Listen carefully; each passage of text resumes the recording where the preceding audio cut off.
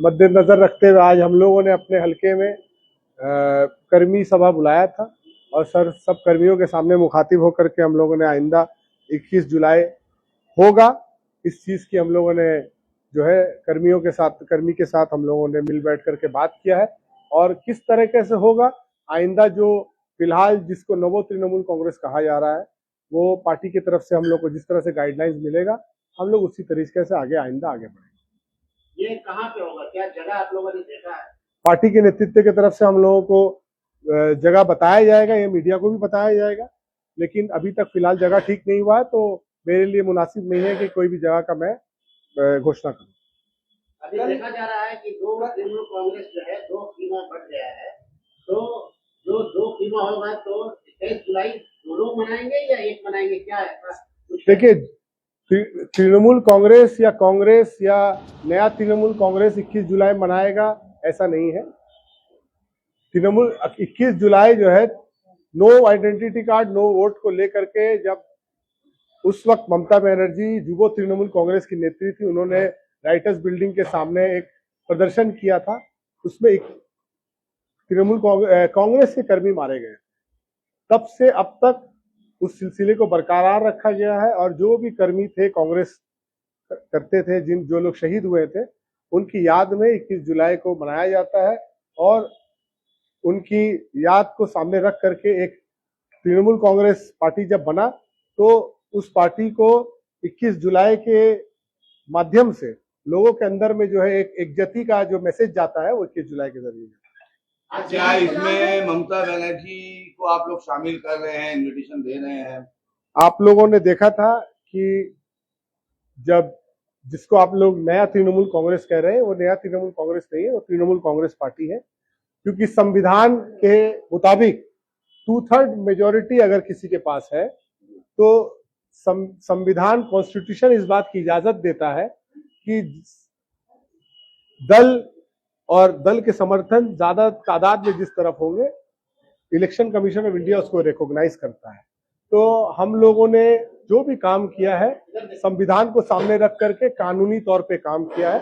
हम लोग तृणमूल कांग्रेसी हैं और तृणमूल कांग्रेस के जरिए तमाम जो तृणमूल कांग्रेस में आज जो नेता है 65 MLA है, उन्होंने ये कहा था कि ममता बनर्जी हमारी नेत्री है और 18 तारीख तक ममता बनर्जी को विधानसभा शुरू होने से पहले तक ये हम लोगों ने आवेदन भी किया था कि आप आइए, आप हम लोग को लीडरशिप दीजिए और हम लोग आपके लीडरशिप में चलना चाहते हैं।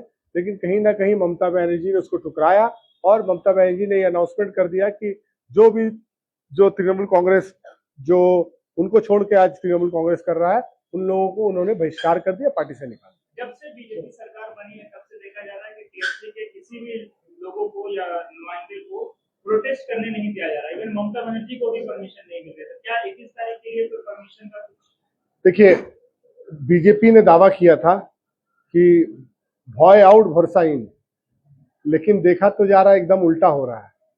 भॉय इन और भरोसा खत्म हो गया लोगों का। आप खुद भरोसा की बात कर रहे हैं कि किया जाएगा कि नहीं किया जाएगा, ये अपने आप में एक सवालिया निशान है। हम लोग दस्तूर हिंद के मातहत कानूनी कार्रवाई करके बेशक हम लोग तमाम जो डेमोक्रेटिक जो राइट्स है पब्लिक की उसको हम लोग दोबारा जो है उस हुकूक को मनवाया जाए सरकार के सामने, इसकी हम लोग कोशिश कर रहे हैं। तो देखा गया कि वो बजाते जो है फीता लेकर जाके विक्टोरिया के सामने नाम लोग कर रहे हैं कि यहाँ पे स्टेज बनेगा, हालांकि कोई ऐसा जो है कहीं से परमिशन वगैरह उनको नहीं मिली। देखिए, कौन क्या कर रहा है वो तो वही बता सकते हैं। हम लोग क्या करने वाले हैं उसकी मैंने आपको इत्तला दी है कि आइंदा 21 तारीख के लिए हम लोग तैयार हो रहे हैं, 21 जुलाई के लिए।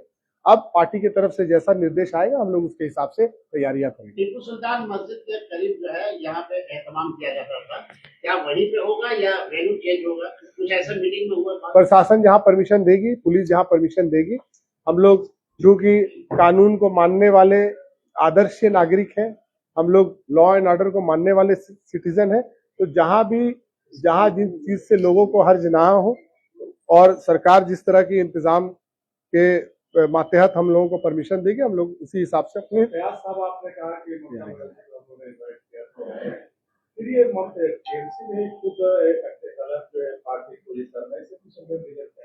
एक जमाना था जब ममता बनर्जी भी राजीव गांधी का हाथ छोड़ करके कांग्रेस पार्टी तैयार की थी, तृणमूल कांग्रेस तैयार की थी।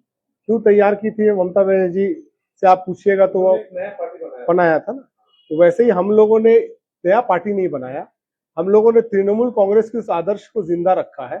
और हम लोगों ने ममता बनर्जी को कहा है कि हम लोगों के ऊपर आप जो कहती है कि तृणमूल कांग्रेस पार्टी जो है वो कर्मी से बना है, तो कहीं ना कहीं कर्मी की बात कम सुनी जाती है और हर चीज पहले से ही ठीक करके हम लोगों के ऊपर थोप दिया जाता है। तो ये थोपने की राजनीति को बंद करने के लिए हम लोगों ने ये कदम उठाया। देखिए, हर महकमे से एक ही शिकायत है। अगर हर आदमी झूठ कह रहा है तो शिकायत भी हर तरह तरह की शिकायत होती, बेबुनियाद शिकायतें होती। लेकिन चाहे वो एमपीज हो, चाहे वो एमएलएज हो, चाहे वो कार्यकर्ता हो, चाहे वो काउंसलर्स हो, सबके तरफ से एक ही शिकायत है कि हर चीज को हम लोगों पर थोप दिया जाता था और जबरदस्ती मनवा लिया जाता। कालीघाट तृणमूल की ओर से जो है नए तृणमूल पर एक शिकायत थाने की शिकायत भी दर्ज कराई गई है कि जालसाजी से धोखाधड़ी बहुत सारे जो मामले के तहत जो है शिकायत दर्ज हुई है, इस पे आप क्या कहेंगे?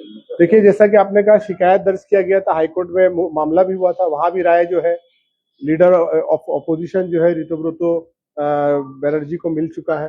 तो ये अपने आप में इस बात का सबूत है कि आइन को मान करके, देश के संविधान को सामने रख करके हर कदम उठाया गया है और आइन और संविधान के बाहर कोई भी काम नहीं किया गया। आज कुणाल घोष ने बाकायदा विक्टोरिया के सामने कहा है कि जिस वक्त ये शहीद दिवस, ये जो होली चली थी विक्टोरिया के सामने, उस वक्त ऋतुव्रतो जैसे लोग सीपीएम का हिस्सा थे, तो वो लोग कैसे लीड कर सकते हैं शहीद दिवस वाले प्रोग्राम को? जिस वक्त गोली जिसने चलाई थी मनीष गुप्ता साहब, उस वक्त सीपीएम पार्टी पावर में थी और वो उस वक्त चीफ सेक्रेटरी थे, उनके हुक्म से गोली चली थी।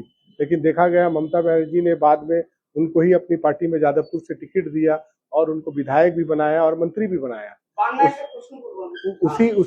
उसी को सामने रख करके मैं और भी आपको एग्जांपल दे दूं कि ऋतुव्रतो बनर्जी को भी पार्टी में लाने वाली ममता बनर्जी और अभिषेक बनर्जी थे। रजाक मुल्ला साहब को भी पार्टी में ला करके मंत्री बनाने वाले ममता बनर्जी ही थी। आज बाबुल सुप्रियो को भी भारतीय जनता पार्टी से ला करके ममता बनर्जी ने ही तृणमूल कांग्रेस में जगह दी थी।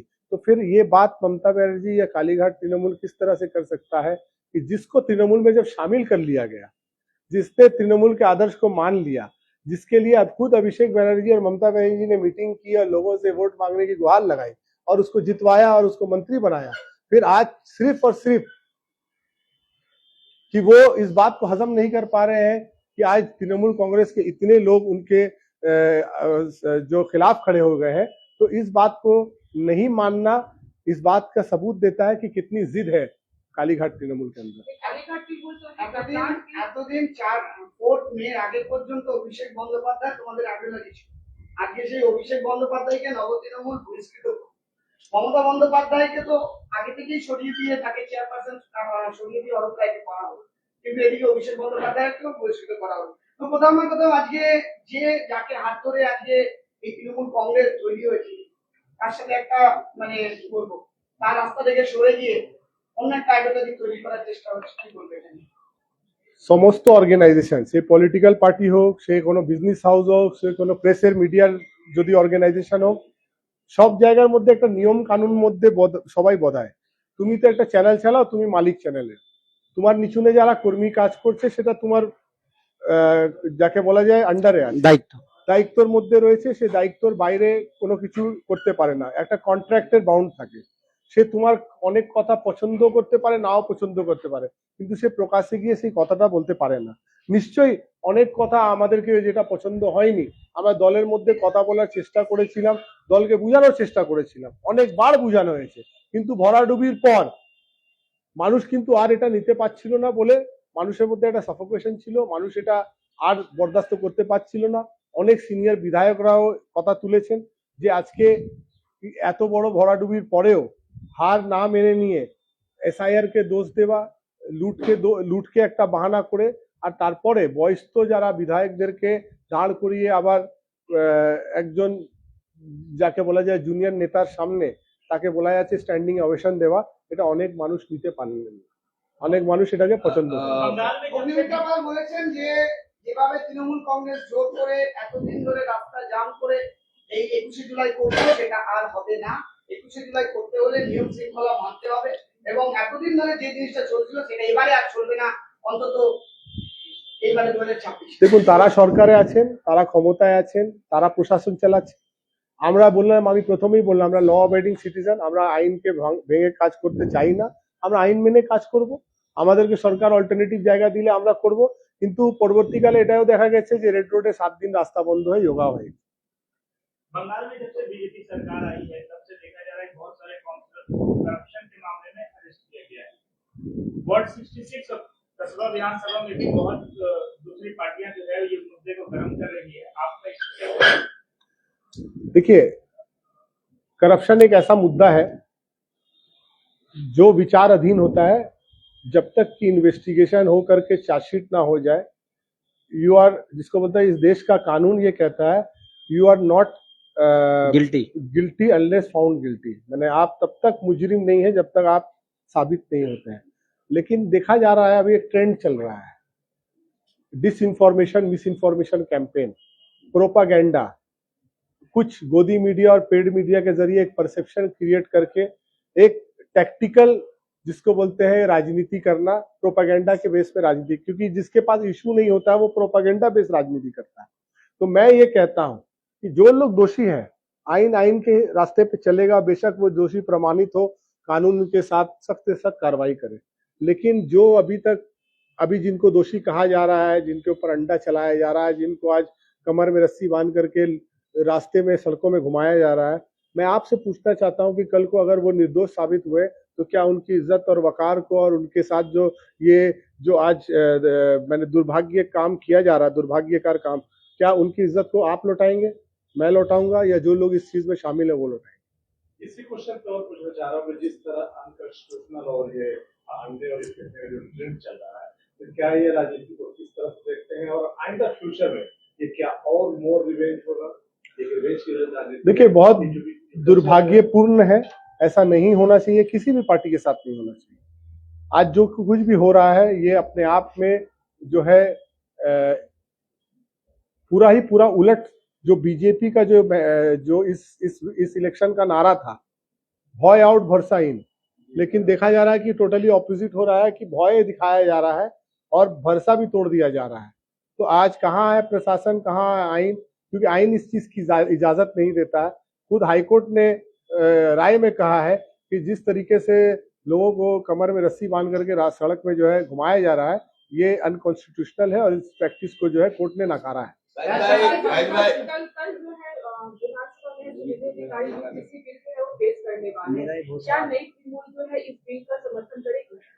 देखिए, ये तो लीडर ऑफ अपोजिशन ऋतो ब्रतो और बाकी सब जो एमएलए, उनके आधार जिनके ये उनके सब्जेक्ट है, वो लोग जो फैसला लेंगे वही तृणमूल पार्टी का फैसला। भाई, जैसे कि 4 साल से पहले हम लोगों ने देखा कि 2 फ्रंट की लड़ाई थी जिसमें टीएमसी हार गई, चाहे सब मिलकर हो या अकेले हो। लेकिन अब जो है ये ट्रिपल फ्रंट खुल चुका है, तो 2 साइड कैसे लड़ेंगे, एक पुरानी ग्रुप से प्लस बीजेपी से?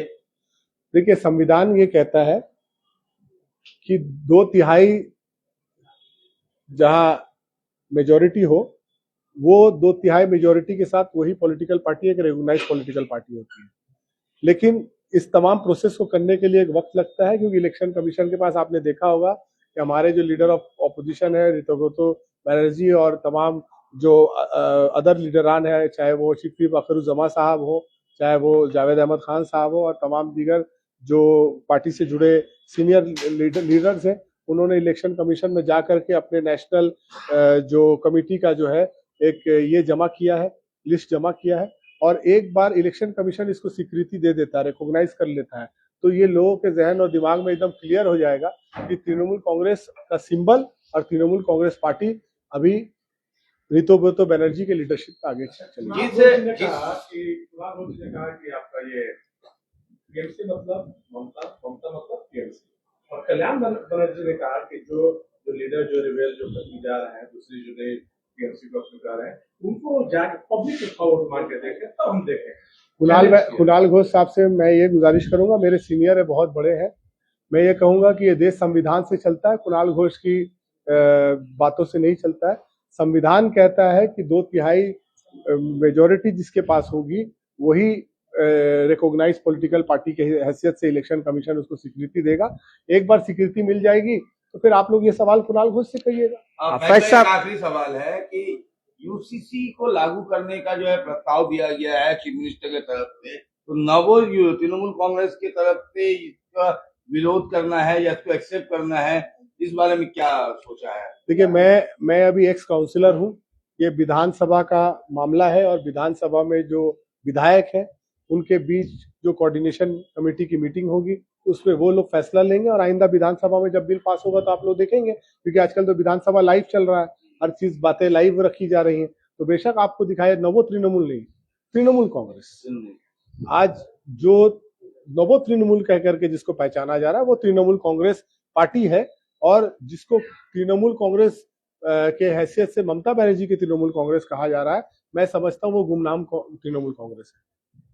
अच्छा फैज साहब, लगातार आपको और जावेद खान साहब को टारगेट ले रही, क्या कहिए?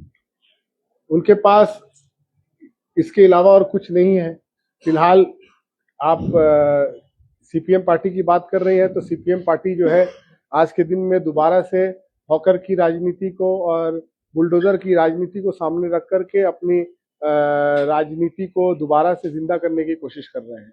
और तपसिया के इलाके में ज्यादातर देखा जा रहा है कि और दीगर इलाकों में भी बुलडोजर और बाकी तमाम काम हो रही हैं, लेकिन वहाँ कांग्रेस को या सीपीएम के नेताओं को नहीं देखा जा रहा है। लेकिन जहाँ माइनॉरिटीज का इलाका है, खासकर संख्या लागू जहाँ आबादी है, उस इलाकों में इनको गश्त करते हुए ज्यादा देखा जा रहा है। ये अपने आप में इस बात को जाहिर करता है कि सीपीएम पार्टी जैसे कि पहले अपना वोट ट्रांसफर करके उन्होंने बीजेपी के वजूद को बंगाल में मजबूत किया है, आइंदा इलेक्शन में भी सीपीआईएम जो है फिलहाल जो संख्या लागू वोट आज तृणमूल कांग्रेस के अंडर में जो एक जिसको बोलते हैं, जिसको कहा जाता है कि एक ब्लॉक वोटिंग के हिसाब से आज वोट देती है, उस वोट को तोड़ करके फिर से बीजेपी को सरासरी फायदा पहुंचाने की कोशिश। आपने जब सीपीएम का जिक्र कर दिया, तो पिछले 3 बार के हारे हुए कैंडिडेट उन्होंने जो है पिछले कुछ दिनों में देखा गया है कि आपके वार्ड में कई जो बिल्डिंगें टूट रही थी तो उसमें स्टे ऑर्डर लाने का काम सीपीएम ने किया है। इसमें अगर थोड़ा सा देखिए, शत्रुघ्न घोष ने सीधे कहा कि मैंने रुकवाया है, सीपीआईएम ने स्टे ऑर्डर लाया, इस बारे में क्या कहेंगे? देखिए, शत्रुघ्न घोष ने तो 3 बार हैट्रिक खाने से पहले भी लोगों के साथ बहुत वादा किया था कि मैं हारूं कि जीतूं, मैं तोपसिया के और कस्बा के लोगों के बीच में रहूंगा और तो लोगों का काम करूंगा, लोगों के साथ दूंगा। लेकिन हमेशा यही देखा गया है कि वोट खत्म हो जाता है और शत्रुघ्न घोष जो है मौसमी परिंदे की तरह गायब हो जाते हैं, पोरिजाई पाखी जिसको बंगला में बोला जाता है, और टीवी के स्टूडियो में ज्यादा नजर आते हैं लेकिन लोगों के बीच में बहुत कम नजर आते हैं। सेलिब्रिटी स्टेटस एंजॉय करते हैं, BMW गाड़ी में घूमते हैं, हाँ, ग्रैंड विटारा गाड़ी में घूमते, 20 लाख की गाड़ी में घूमते हैं, लेकिन खुद को गरीब और मजदूर की पार्टी के एक कॉमरेड बताते हैं। तो मैं उनको ये याद दिलाना चाहता हूँ कि मुसलमानों को 34 साल बेवकूफ बनाया और बेवकूफ बनाने के बाद भी अभी फिर भी बाज नहीं आए हैं, और फिर से जो है बिल्डिंग के मुद्दे को सामने रख करके मुसलमानों को बेवकूफ बनाया जा रहा है। उनसे ये सवाल कीजिए कि भाई आप ऑर्डर का शीट तो दिखा रहे हैं, लेकिन पिटीशन का जो कॉपी होता है वो क्यों नहीं मीडिया के सामने ला रहे हैं? पिटीशन का कॉपी में अगर पिटिशनर कोई है, पहला नाम जिसका है वो नाम है कामरान अहमद, जो कि मेरा खुद का चचाजाद भाई है, और उसके साथ तपसिया के जो लोग जिनकी बिल्डिंगें टूटी हैं वो लोग एज पिटिशनर इन्होंने केस फाइल किया, मुकदमा फाइल किया। लेकिन आपको याद होगा कि जो बिल्डिंग में आग लगी थी और जिस बिल्डिंग को पहले बार तोड़ा गया था, शत्रुघ्न घोष उस बिल्डिंग के बारे में कह रहे थे कि उस बिल्डिंग को भी तोड़ने का, रुकवाने का काम सीपीआईएम पार्टी ने किया, डेल्टा हाउस। और दूसरे दिन ही जो है उस बिल्डिंग के जो मालिक है उनके तरफ से एक स्टेटमेंट आया था, बयान आया था, उनकी खुद जो बिल्डिंग की जो मालकिन है उन्होंने ये बात बताया कि हम लोगों ने किसी भी पॉलिटिकल हेल्प को जो है नहीं लिया, और खुद अपने जिसको बोलते जाती तौर पे विकास रंजन भट्टाचार्य जो कि एक प्रोफेशनल वकील है, प्रोफेशनल वकील के मातहत उन्होंने उनके मुकदमे को लड़ा है और उस मुकदमे में स्टे ऑर्डर पाया है। ऐसा कल देखा गया कि कॉन्फ्रेंस की मीटिंग हुई, जो देखा उसके बाद आज जो है हजारों कर्मी जो थे आपके उसमें मीटिंग हुई, सवाल जवाब हुआ होगा, लेकिन यहाँ पे देखा जा रहा है कि सुप्रीमो ममता बनर्जी जो कह रही है ये 60 जो एमएलए गए हैं वो सब गद्दार हैं। इसके बारे में क्या कहेंगे? 65 MLA और भी बोल रहे तादाद बढ़ेगा। तो मैं समझता हूं कि आज हम लोगों ने टीवी में ये भी देखा कि बाबन बनर्जी ने भी जो है कुछ बयान दिया है, कई दिनों से देख रहे हैं। तो ममता बनर्जी क्या अपने भाई को भी शायद इसी अल्फाज से पुकारेंगी? ये ममता बनर्जी को सोचना पड़ेगा। अगर आप उनकी बात को मानेंगे तो आप गद्दार नहीं है, और अगर आप बोलते हैं ना कि लोकतंत्र है, जमहूरियत है, सबको जमहूरी निजाम के अंदर हक बनता है अपनी बात को सामने रखने का।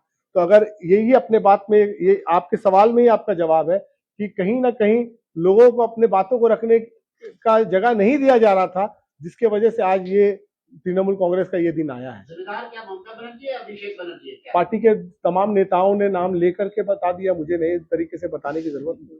एक कुणाल घोष के जरिए से ममता बनर्जी ने एक संदेश जारी किया है, जो टीएमसी जो गद्दार या फिर जो भटक चुके हैं उनको वापस, अगर वो आना चाहते हैं वो वापस आ सकते हैं। तो इसमें आप क्या कहेंगे?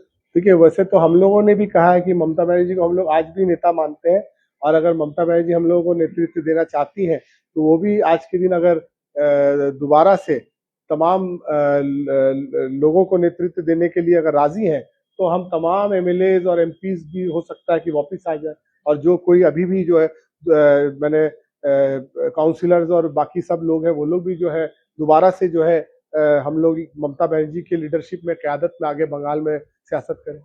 একটা প্রশ্ন, পশ্চিমবঙ্গের মুখ্যমন্ত্রী শুভেন্দু অধিকারী তোমার নাম নিয়েছে এবং বলেছে 90টা সম্পত্তি আছে তোমার, এক্ষেত্রে তুমি কি বলবে? এক্ষেত্রে কি তুমি শুভেন্দু অধিকারীকে কিছু বলতে চাইবে? মাননীয় মুখ্যমন্ত্রীর কাছে এটাই আবেদন থাকবে যে আমি আগেও বলেছিলাম, কোনো ভুল ভ্রান্তির কারণে উনি এই কথাটা বলেছেন। নিশ্চয়ই 90টা সম্পত্তির তালিকা ওনার কাছে থাকবে, যদি তালিকা থাকে তাহলে উনি নিশ্চয়ই ইনকোয়ারি করবেন, আর ইনকোয়ারির মধ্যে যদি কোনো জায়গায় কোনো বেআইনি হয়ে থাকে তাহলে উনি নিশ্চয়ই, আমি যাকে বলা যায় বিচারমুখী হতে রাজি আছি। কিন্তু আমার যতটা ধারণা, আমার যতটা জানা, আমার 90টা সম্পত্তি নেই। কিন্তু যেদিন হবে আমি প্রথম মুখ্যমন্ত্রী কে ধন্যবাদ জানাবো যে উনি কথা বলেছেন সেটা যদি সত্য হয়ে যায় তাহলে আমার মনে হয় ওনাকে ধন্যবাদ করা উচিত। আরো এত মানুষ থাকতে তোমার নামে এই কথাটা বলা, তুমি কিভাবে দেখছো যে মুখ্যমন্ত্রী বলছে? সেক্ষেত্রে তুমি ব্যাপারটাকে কিভাবে উপলব্ধি করছো? দেখুন, রাজনীতিতে অনেক রকমের কথা বলা যায়, রাজনীতির মধ্যে রাজনেতারা অনেক রকমের সময় অনেক রকমের কথা বলেন। আমি নিশ্চয়ই মাননীয় মুখ্যমন্ত্রী যখন একটা কথা বলেছেন উনি একটা গুরুত্বপূর্ণ জায়গা থেকে বলেছেন। আমি একজন দেশের নাগরিক হিসাবে আমি একজন ওনার সামনে, ওনার যাকে অনেকটা বয়সে আমি ছোট, ওনার কাছে এটাই আবেদন করব যে আজকে সারা কলকাতা জুড়ে বা সারা বাংলা জুড়ে আজকে মানুষের মধ্যে অনেক রকমের মানে দুশ্চিন্তা দাঁড়িয়েছে আমার জন্য। আমি একটা এডুকেটেড ফ্যামিলি ব্যাকগ্রাউন্ড থেকে আসি, আমার বাবা দীর্ঘদিন রাজনীতির মধ্যে যুক্ত, ওনার সঙ্গে রাজনীতি করেছেন।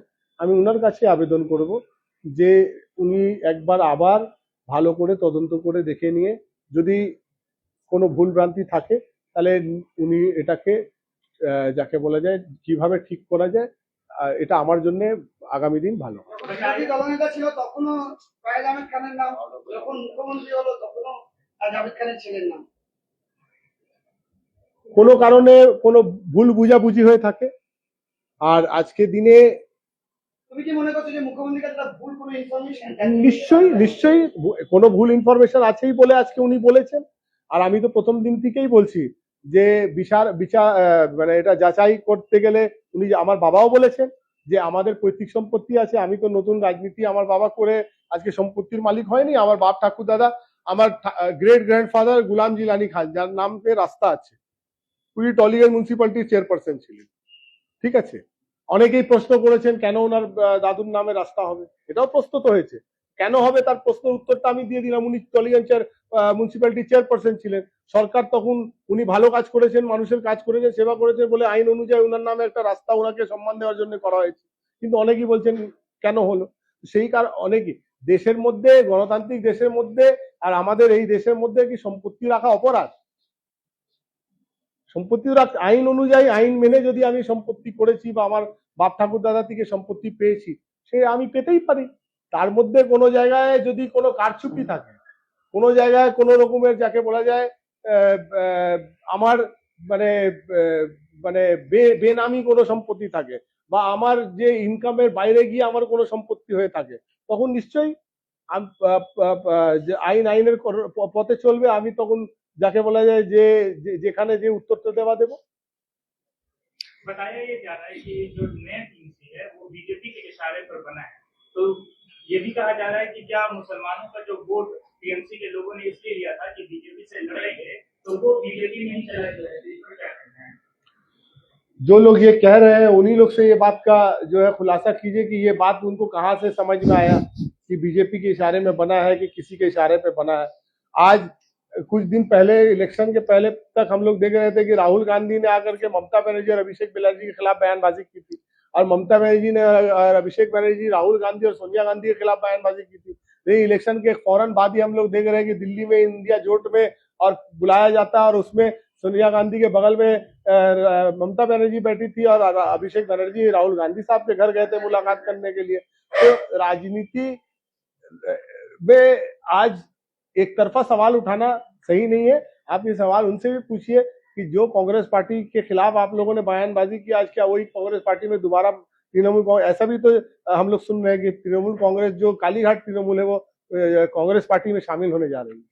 6 महीने बाद इलेक्शन है, आप लोग क्या मुद्दे लेके मतलब जाएंगे लोगों के पार्टी बीच? से जिस तरह का डायरेक्शन आएगा, क्योंकि आप लोगों ने ममता बनर्जी का फोटो लगा के वोट लिया, अभी आप ये एक बहुत ही गलत एक जिसको बोलते हैं परसेप्शन क्रिएट किया जा रहा है। अगर जीतेंगी तो ममता बनर्जी उनका और अभिषेक बनर्जी क्रेडिट लेंगे, और हारेंगे तो कैंडिडेट क्रेडिट लेगा। तो आज जावेद अहमद खान और बाकी काफी सीनियर नेता है, जब ममता बनर्जी की मुख्यमंत्री नहीं बनी थी तब से उनके साथ है। और बिल्कुल लोकतंत्र में कोई पॉलिटिकल पार्टी की आइडेंटिटी को लेकर के सामने लड़ना पड़ता है। तो अगर ममता बनर्जी को ममता बनर्जी बनाया तो फिर कांग्रेस पार्टी ने बनाया, इस बात को भी इनकार नहीं किया जा सकता है ना। ममता बनर्जी तो खुद नहीं बनी है, तो कांग्रेस पार्टी ने ममता बनर्जी को बनाया, तो फिर कांग्रेस पार्टी को किस तरह से भूल सकती है? नहीं भूलना चाहिए। वो बात अगर हमारे लिए लागू होता तो उनके लिए क्यों नहीं लागू होता। लेकिन जावेद अहमद खान और कस्बा विधानसभा केंद्र का इतिहास ये है कि जावेद अहमद खान ने अपनी पहचान निर्दल से बनाई थी, और तब से इस पार्टी में जुड़े हैं। और जब इस पार्टी से जुड़े थे तब इस पार्टी के सर पे जब छत नहीं था, तो वो छत में कहीं ना कहीं जावेद खान का योगदान रहा है।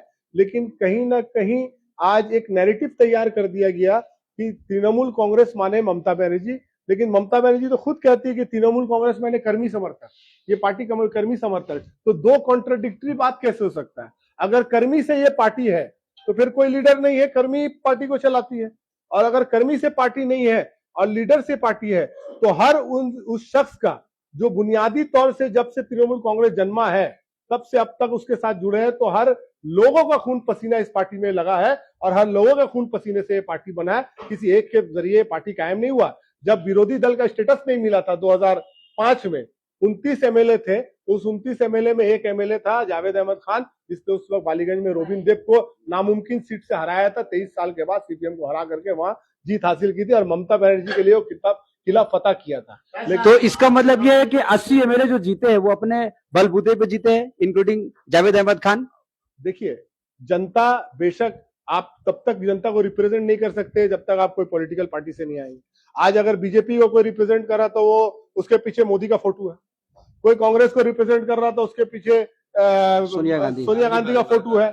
अगर कोई आज समाजवादी पार्टी को रिप्रेजेंट कर रहा तो उसके पीछे मुलायम सिंह और अखिलेश यादव का फोटो है। तो अगर हर आदमी यही दावा करने लगे तो फिर लोकतंत्र तो नहीं बचेगा, फिर तो ये फैमिली बिजनेस हो गया, नेपोटिज्म हो गया। ये सज्जन जो बैठे आपके बगल में, उनके बारे में बताएं। ये साकिब अख्तर साहब है। ये पहले सीपीआईएम पार्टी से मेरे खिलाफ 2020 में 21 में जो है ये काउंसलर की इलेक्शन में खड़े हुए थे। मेरे मुकाबले में खड़ा किया गया था सीपीएम पार्टी की तरफ से। डीवाईएफआई के नेता है कस्बा अंचल के, साउथ कलकत्ता के ना, कस्बा के। और सतरू घोष और सीपीएम पार्टी का क्या हकीकत है और क्या सच्चाई है, मुझसे ज्यादा बेहतर आप साकिब से सवाल कीजिएगा, तो साकिब आपको बेहतर तौर पे इस चीज का जो खुलासा कर पाएगा और आइंदा आने वाले दिनों में खासकर संख्या लागू लोगों को और माइनॉरिटीज को जो है एक सीपीआईएम का जो असली चेहरा है वो लोगों को पता चले, ताकि लोगों को फैसला लेने में फायदा हो। साकिब, आप जो सीपीएम छोड़ के आया जिस पार्टी में, टीएमसी में, ये पार्टी तो अभी 2 हिस्सों में बट चुकी है। आपको लगता नहीं कि जिस पार्टी में थे वो पार्टी अब आज तक इंटैक्ट है? जिस पार्टी में थे वो पार्टी आज भी इंटैक्ट है, तो आप वहां रहते तो वहां आपका सियासी फ्यूचर बेहतर होता सीपीआईएम में।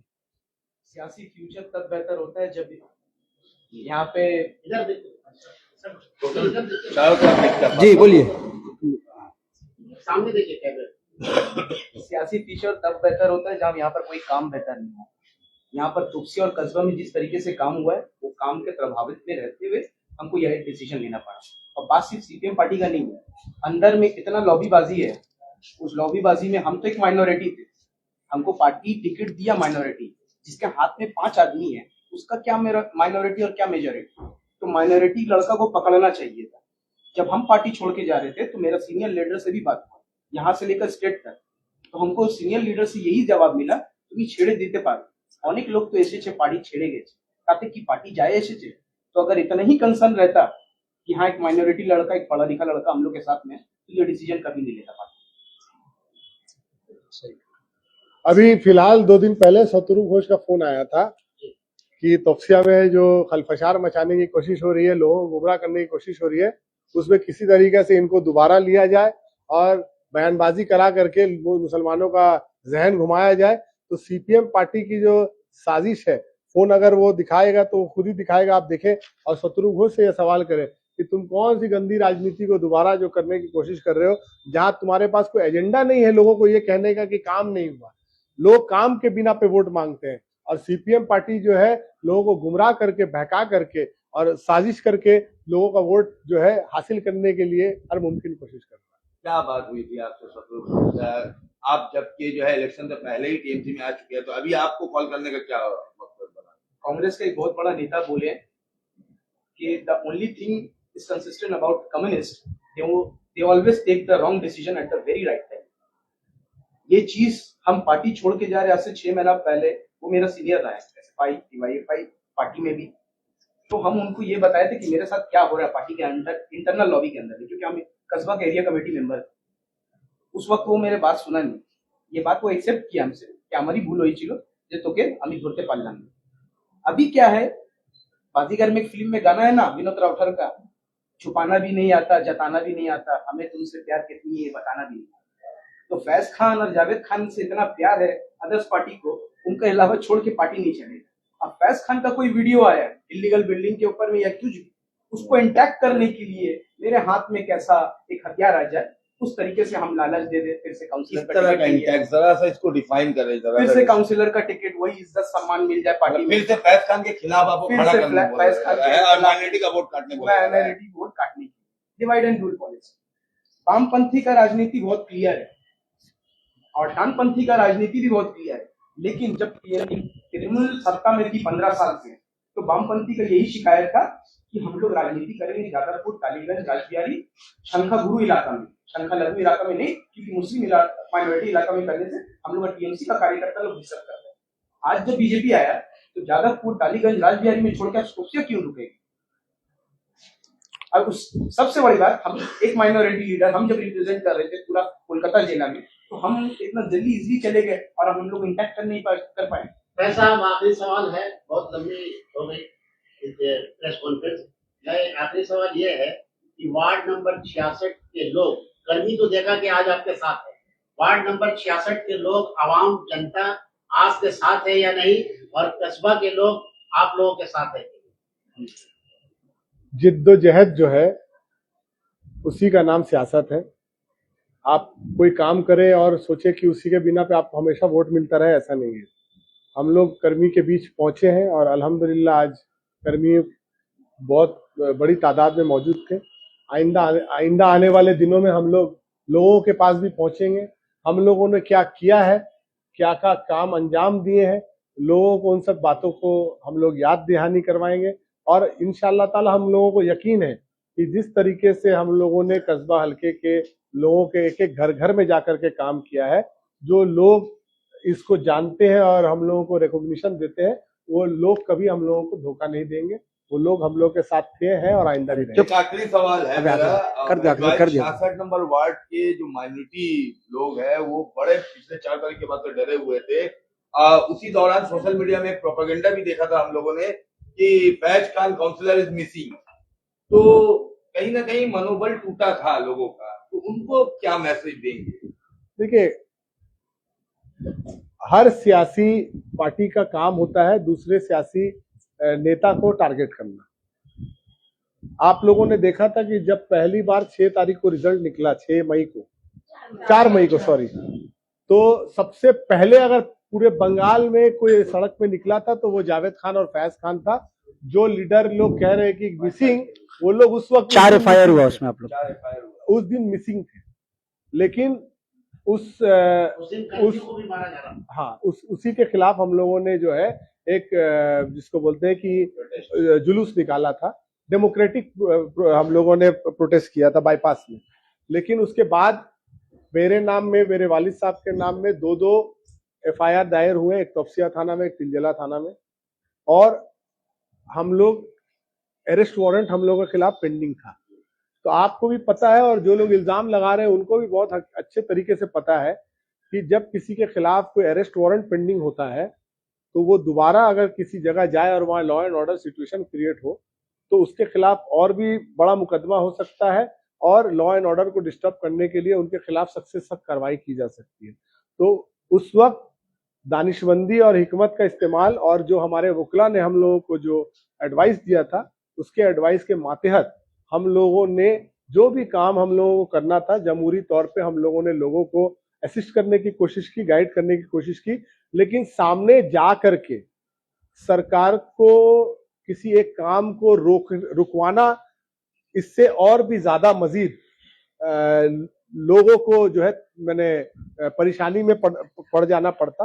आप देख रहे होंगे कि जहां कहीं भी बुलडोजर का मामला हो रहा है वहां भारी तादाद पे सेंट्रल फोर्स मौजूद रहती है और अकलियती इलाके में जहां नौजवान काफी तादाद में है और कुछ नौजवान अपने आपे से भी बाहर आ जाते हैं कभी कभी, तो वहां फैज खान और जावेद खान की मौजूदगी कहीं लॉ एंड ऑर्डर को अगर डिस्टर्ब करती तो कहीं ना कहीं उसका खामियाजा जनता को भी भुगतना पड़ता, लाठी चार्ज होता, अरेस्ट होता और फिर पाक सर्कस जैसा माहौल अगर बन जाता तो उसका जिसको बोलते हैं सख्त से सख्त कार्रवाई जो होती लोगों के खिलाफ होती, मेरे खिलाफ होती, जो प्रोटेस्ट में शामिल होते उनके खिलाफ होती और बेइज्जती का भी सबब और उठाना पड़ता, जबकि उनको कमर में डोरी बना के आपने देखा है किस तरह से सड़कों में घुमाया जा रहा है। अच्छा, जावेद खान अगर सामने नहीं आया तो इसमें भी कहीं ना कहीं हम लोगों ने हिकमत के हैसियत से लोगों को, तोपसिया के लोगों को बचाने के लिए कदम।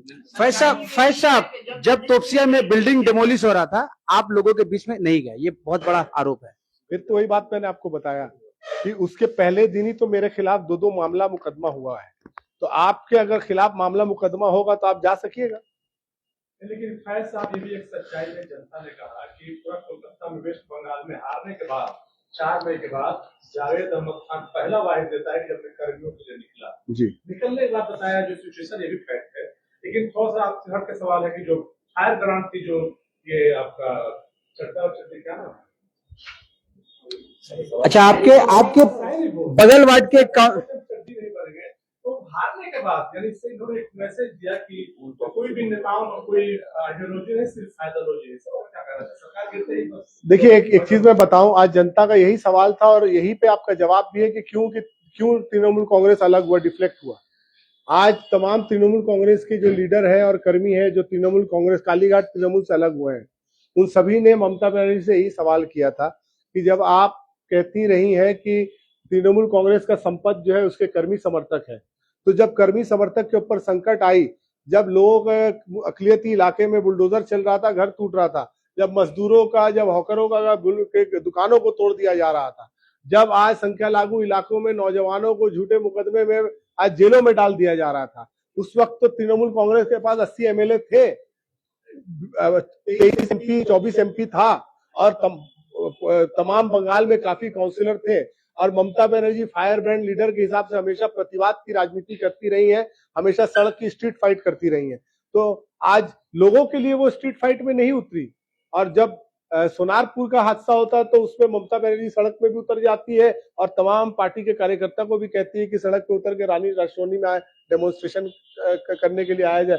तो ये द्विचारिता जो है, ये जो डबल स्टैंडर्ड है कि मेरे ऊपर तकलीफ आए तो उसके लिए कुछ और किस्म का जिसको बोलते हैं कि राय अमल, और जब जनता के ऊपर और जनता के कर्मियों के और लोगों के ऊपर और बाकी कोई लीडरशिप के ऊपर अगर कोई तकलीफ आए तो आप शेख अपना अपना देख, तो ये अपने आप में एक बहुत बड़ा सवालिया निशान है। फैज साहब, आपके बगल हमारी ऑफिस में देखा इलेक्शन का जो है नोटिस लग गया, बिल्डिंग टूटेगी, वो बिल्डिंग है ही नहीं, देखा जा रहा है वो तो बिल्डिंग नहीं थी, नोटिस चिपका दिया गया, चस्पा कर दिया गया। फिर देखा कि आपके जो घर है ताल बगान में, वहां भी नोटिस, तो क्या वाकई में वो इलीगल कंस्ट्रक्शन है क्या? देखिए, मैटर तो सब जुडिस है, मैटर तो सब जुडिस है, सब जुडिस मैटर के फिलहाल मुझे कोई टिप्पणी करना या बात रखना मुनासिब नहीं होगा।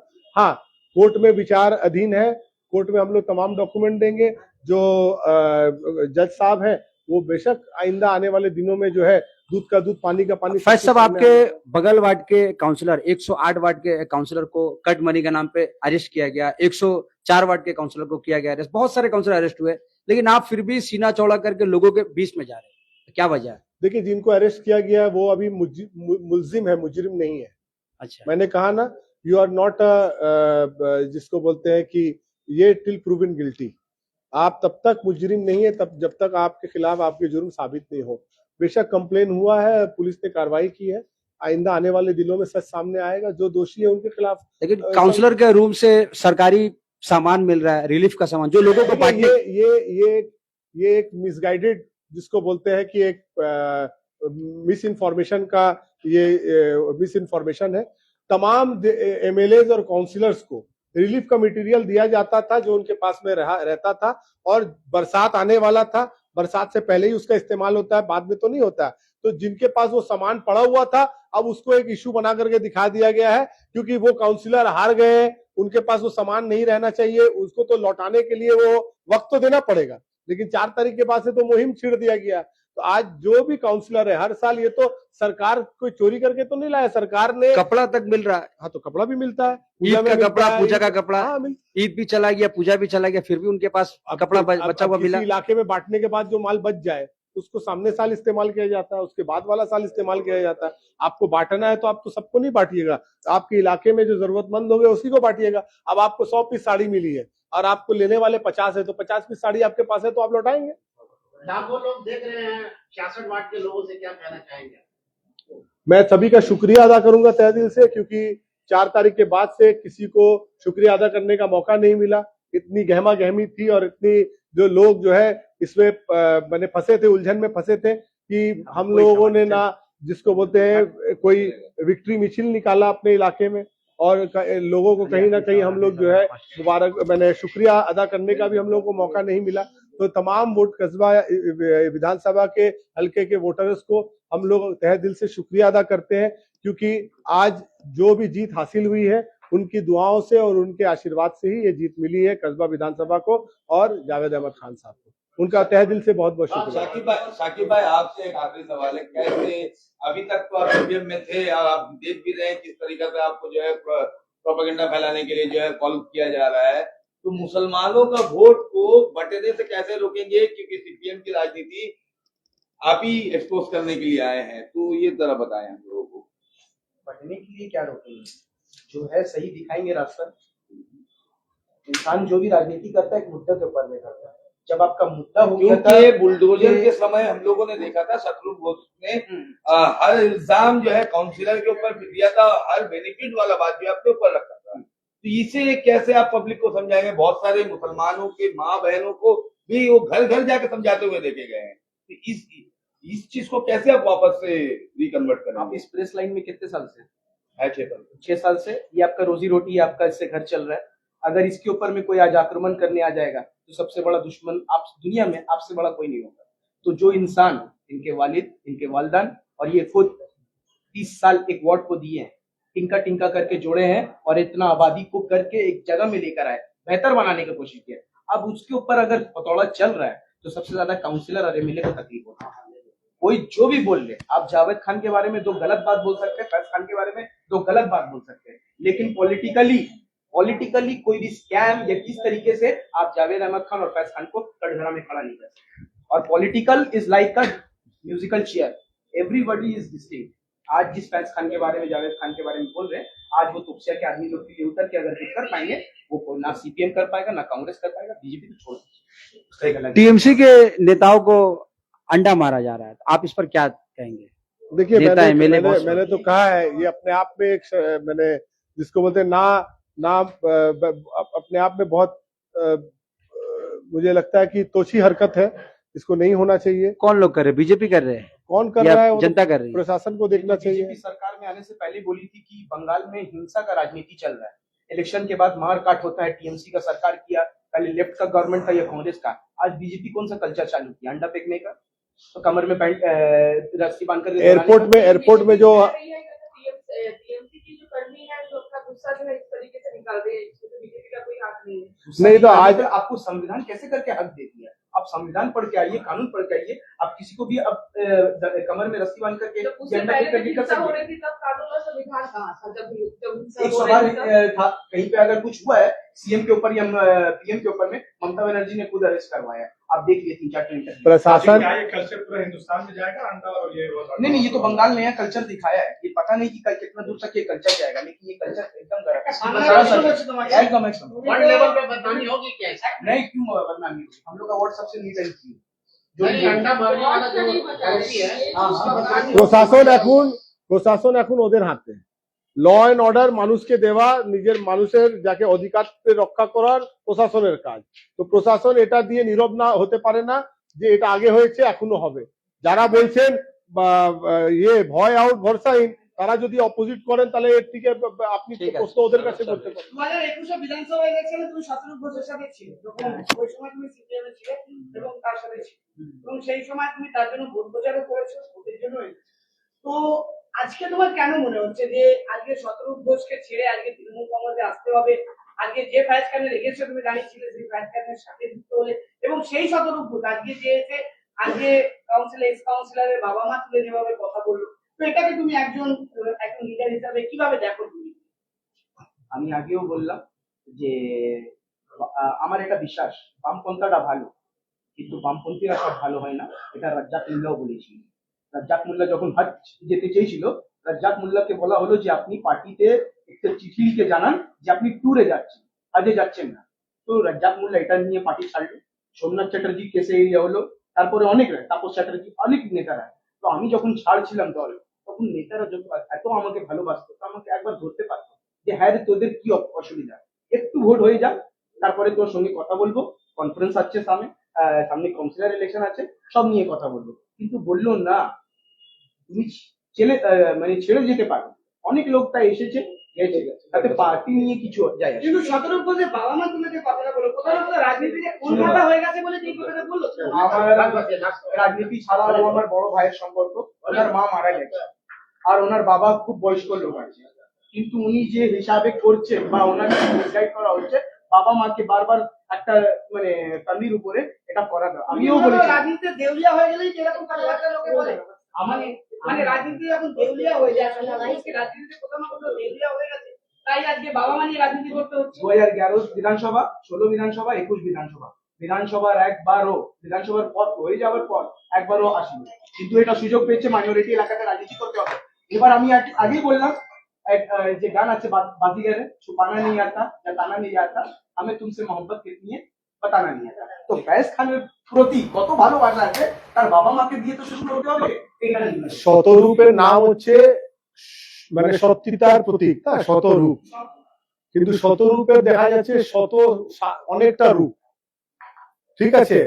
কতটা রূপ দেখো, একদিকে সংখ্যালঘুদের জন্য কত ব্যথা, বুকে ব্যথা, কিন্তু আবার একদিকে নিজামুদ্দিন এমএলএ যখন 2 নম্বর কবরস্থানের জায়গা দখল করে খেলার মাঠ করে দিল, তখন শতরূপের মুখ থেকে কিন্তু কোনো গল্প শোনা যায়নি। যখন তসলিমা নসরিন, যে কিন্তু আমাদের প্রফিটের বিরুদ্ধে একটা বই লিখে বইতে প্রকাশিত ব্লাসফেমি করলেন, আজকে তাকে সিপিএম পার্টি বাংলাদেশ থেকে নিয়ে এসে বাংলায় রাখলো, আর প্রোটেকশন দিয়ে তখন বিমান বোস বললেন আর বড় বড় নেতা বললেন আমরা দেখবো কে তসলিমাকে বের করে দেবে। এটা কিন্তু বাংলার সংখ্যালঘু ভুলে যায়নি। তারপরে আমরা দেখলাম পাক সার্কাসে একজন যুবককে কিভাবে আজকে হত্যা করে দেওয়া হলো। আজকে সেই একজন অন্য ধর্মের মেয়েকে প্রেম করতো, তাকে হত্যা করে দেওয়া হলো। এখনো বাংলার মানুষ সাচার কমিটি রিপোর্ট ভুলে যায়নি, যেটা এই কথাকে দরাস্ত করে যে 34 বছরের বাম আমলে সংখ্যালঘুদের উপরে যেইভাবে তারা যাকে বলা হয় তুষ্টিকরণের রাজনীতি করেছেন, 3%-এরও কম সংখ্যালঘুদেরকে চাকরি দেননি। সংখ্যালঘুদের অবস্থা শিডিউল কাস্ট শিডিউল টাইপ থেকেও বাজে অবস্থার মধ্যে পৌঁছে গিয়েছিল কিন্তু এই বাম আমলে। নানুরের মতন জায়গাতে 11টা মুসলিম কৃষকদেরকে হত্যা করেছিল এই সিপিএম দল। আজকে কান কাটা দিলীপ, হাত কাটা দিলীপ কাদের জমানাতে সল্ট লেক স্টেডিয়ামে পাওয়া গেছে, ধরা পড়েছে স্টেডিয়াম থেকে, ওটাও আমরা দেখেছি। কাদের সট্টা রশিদ রাজা আমরা দেখেছি, বম ব্লাস্ট হয়েছিল তোমার বউবাজারে, সে রশিদ খানের জামানাও আমরা সিপিএম আমলে দেখেছি। আজকে বুদ্ধবাবু বলেছিলেন, আজকে তো বিজেপি মাদ্রাসা নিয়ে রাজনীতি করছে, কিন্তু মাদ্রাসা রাজনীতি প্রথম যদি কেউ তুলেছিল তার নাম ছিল সিপিএম দলের মুখ্যমন্ত্রী বুদ্ধদেব ভট্টাচার্য, যিনি 2002 সালে বলেছিলেন যে মাদ্রাসার মধ্যে কিন্তু আতঙ্কবাদীদেরকে তৈরি করা হয়। এটা কিন্তু মুসলমানদের ভুলে যাওয়া আমার মনে হয় এটা ঠিক হবে না। মুসলমানদেরকে বুঝতে হবে এই শতরূপের কতটা রূপ।